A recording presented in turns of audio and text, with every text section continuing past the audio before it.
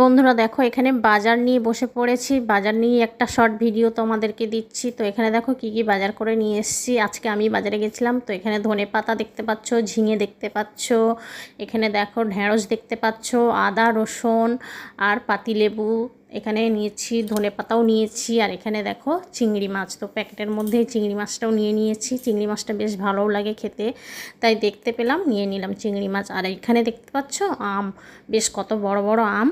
তো আমটাও দেখতে পেলাম সামনে, বেশ ফ্রেশ আম একদম। দেখো গায়ে কোনো দাগ ফাগ কিছুই নেই, আর বেশ শক্ত শক্ত আমগুলো, জানো তো 2-3 দিন রেখে খাওয়া যাবে। আর এখন তো শক্ত আম খেতে ভালোও লাগে, তো সেই জন্য একদম 2 কিলো আম নিয়ে চলে এসেছি। আর খুব মিষ্টিও হয়, জানো তো এখন আমগুলো। বেশি নরম আম খেতে ইচ্ছা করে না, ভালো লাগে না খেতে, কিন্তু শক্ত আমগুলো বেশ ভালো লাগে, তাই আমটাও নিয়ে চলে এসেছি। তাই তোমাদের একটু দেখিয়ে দিলাম। কেমন লাগলো শর্ট ভিডিওটা অবশ্যই কমেন্ট করে জানিও।